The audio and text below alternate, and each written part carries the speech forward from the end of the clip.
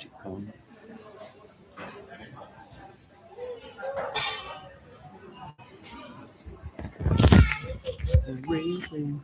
Hello. This is what I'm listening. I'm not sure this is working because I'm learning how to do it like recently. So let's see. Because before I would uh, record my computer, then upload. So now I'm going live, straight live. I live streaming through these new apps here. So let me check. Moderation, call.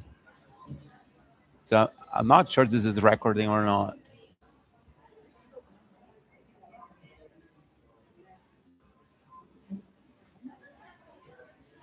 Well, it seems it is. So, okay. So I will do short videos anyway from this once I finish. So the reason for this chapter 84 now, the Bring Civilization Back Trust, is because I need to explain the case, this current status of case L905-19 against Wisconsin Finest Cheese, White House Specialties Cheese in Wisconsin.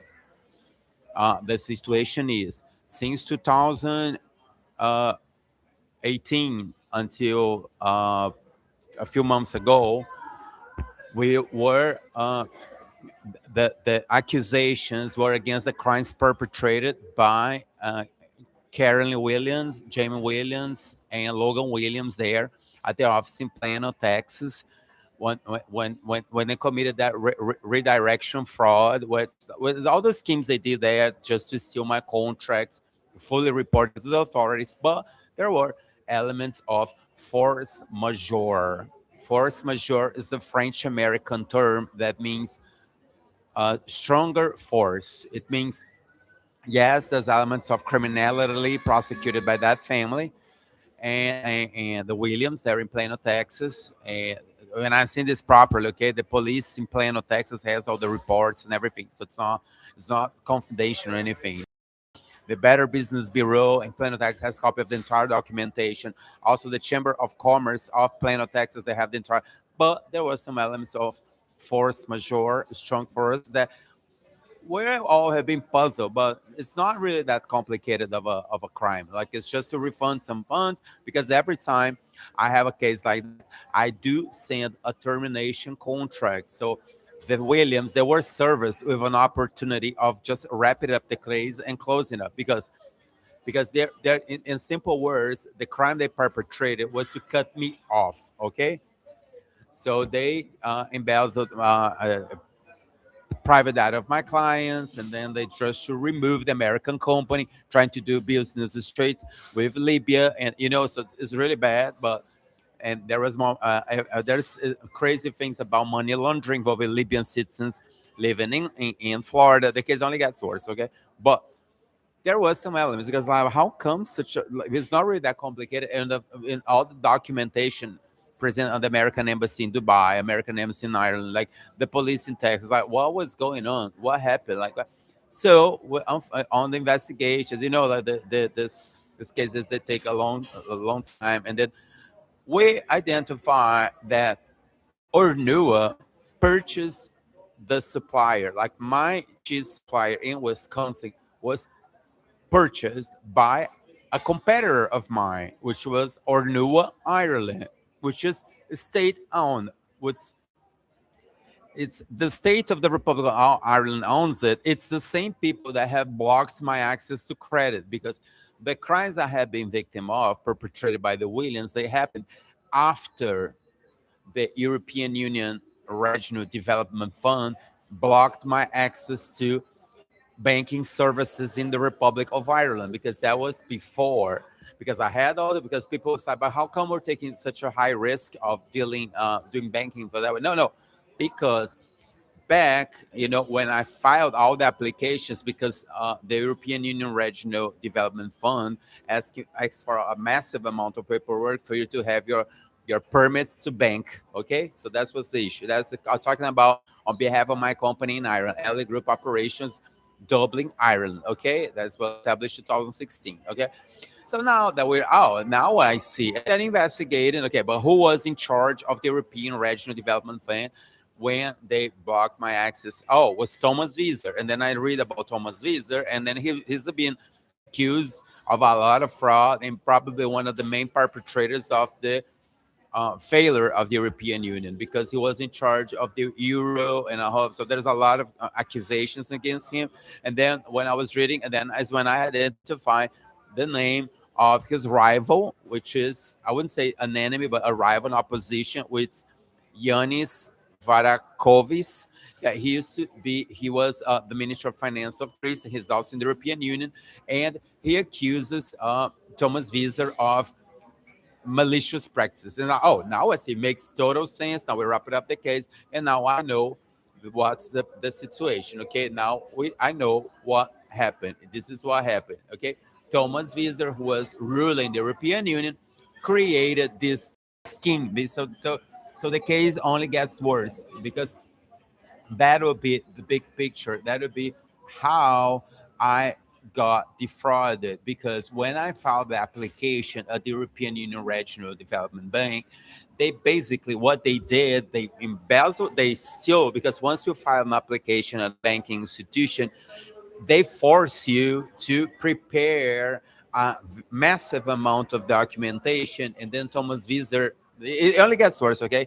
Because now that when I read the Jeffrey Epstein files, there is elements of perversion on these people, because it's not only a religious conflict, okay? Because I'm European and most of them are Jewish, okay? That would be the religious conflict, which is a complicated, but here it goes beyond that, okay? Because now there's elements of perversion, okay?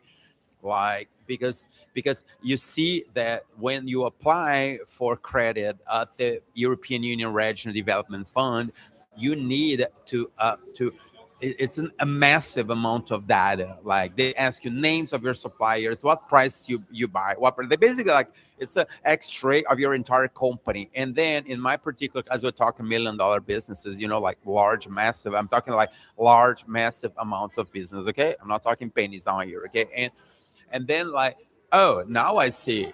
So because they did not even, I did not even got a response.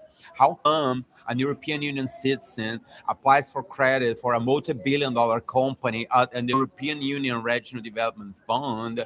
And that's what I'm talking 10 years ago. Okay, I was younger. Okay, I'm talking about the potential business, because that's supposedly, because when you say development fund, means they want to develop Europe. Okay, but that's not what they did. What they did, they embezzled all my data, and then okay, and then they simply purchased my supplier in Wisconsin. So that's why we connect the dots here and now understand the force majeure. So there is a small, which should be the Williams, the crimes that were perpetrated in Plano, Texas in 2019, the redirection fraud.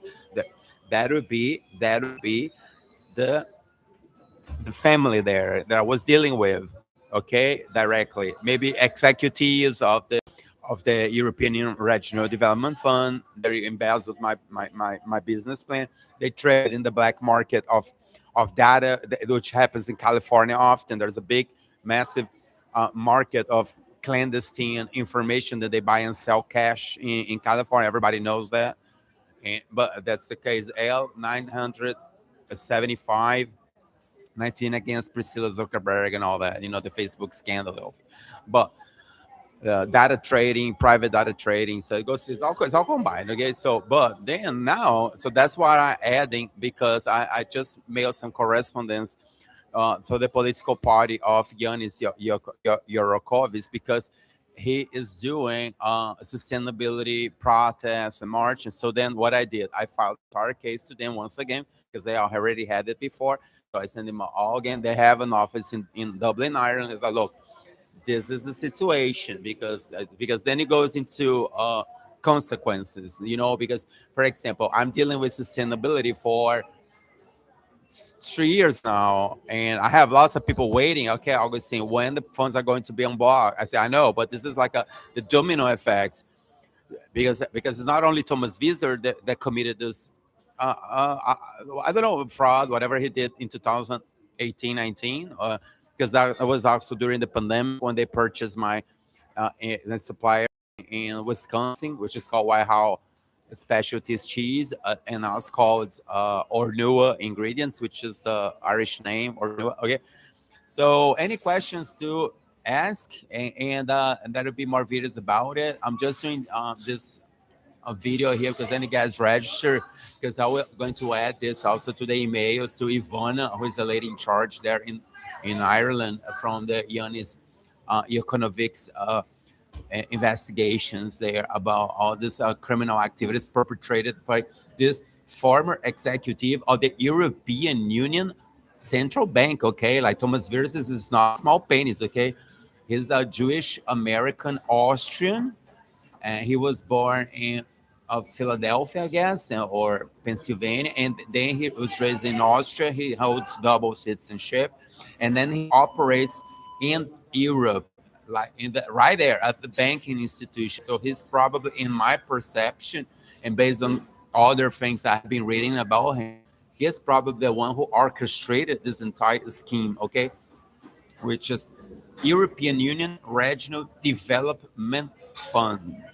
That's the fraud. It's like an institution that he created to steal business plans from small companies. So if you are in the European Union and you're trying to establish your business, and you go there, as I was 10 years ago, I was naive, I was innocent.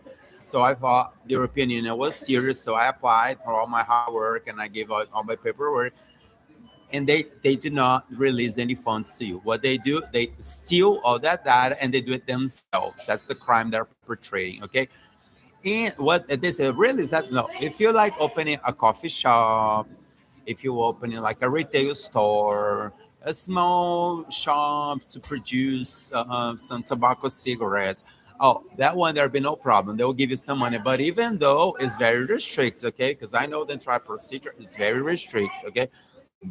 But in my case, this is big money involved. Oh, forget about it. Like he said that manotazo argentino.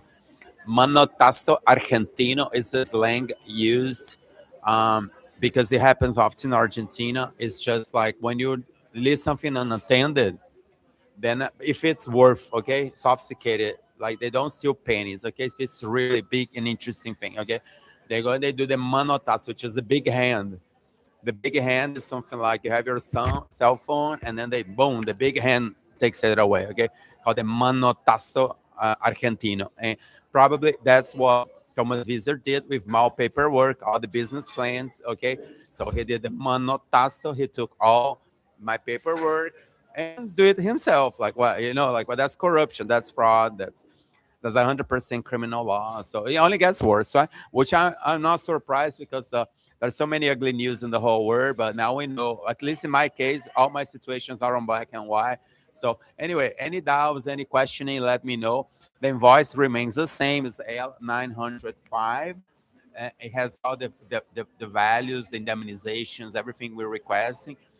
The only issue is that who is going to be the payee, because as there is elements of force majeure, I understand that it's the European Union Regional Development Fund who needs to pay for all these indemnizations, because I had issues also with my suppliers in Thailand. I have issues with my suppliers in Brazil. So there is elements of some sort of chaos. I was involved due to the fact that I was robbed by my own banker, like the banker that I chose to assist me, because actually I made the choice. Okay, I in my own will, I trust the European Union Regional Development Fund was created with the intentions of developing it, not underdeveloping it. Okay, that's what we're saying is all over the news.